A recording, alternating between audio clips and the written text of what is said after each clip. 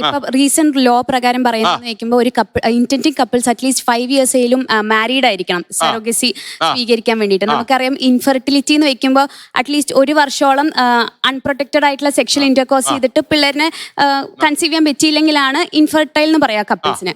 അപ്പൊ ഇങ്ങനത്തെ ഒരു കപ്പിൾസ് ഒബ്വിയസ്ലി അവര് ഈ 5 വർഷം വെയിറ്റിംഗ് പീരീഡ് വെയിറ്റ് ചെയ്യുമ്പോൾ അവരുടെ ഗമീറ്റ് ക്വാളിറ്റി കുറഞ്ഞാണ് വരുന്നത്.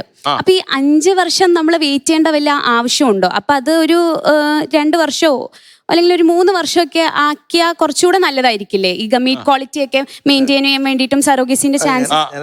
അല്ല, അങ്ങനത്തെ ഒരു ആക്ച്വലി 5 വർഷം കഴിഞ്ഞാൽ മാത്രമേ സർഗസി ചെയ്യാൻ പറ്റുന്നുള്ള ഒരു ഗൈഡ് ലൈൻ ആക്ച്വലി അത് തന്നെ ഒത്തിരി പ്രാവശ്യം റിവൈസ് ചെയ്തിട്ടുണ്ട്. ഫോർ എക്സാമ്പിൾ ഗർഭപാത്രം ഇല്ലാത്ത ഒരാൾക്ക് അവർക്കറിയാം അവർ 1 വർഷം കല്യാണം കഴിച്ചാലും 5 വർഷം കഴിച്ചാലും 10 വർഷം കഴിച്ചാലും അവർക്ക് സർഗസി മാത്രമേ നമുക്ക് പറ്റുന്നുള്ളൂ. അപ്പം അങ്ങനത്തെ സാഹചര്യങ്ങളിൽ വൺസ് ഫെർട്ടിലിറ്റി, ബിക്കോസ് ഇതെല്ലാം സാങ്ഷൻ ചെയ്യുന്നത് മെഡിക്കൽ ബോർഡാണ്. അവർ ഇതെല്ലാം ഗൈഡ് ലൈൻസ് ഒക്കെ നോക്കിയിട്ടാണ് അവർ സാങ്ഷൻ ചെയ്യുക. സോ ഇങ്ങനത്തെ സാഹചര്യങ്ങളിൽ ദേ കൻ ഡു ഇറ്റ് ഏർലിയർ.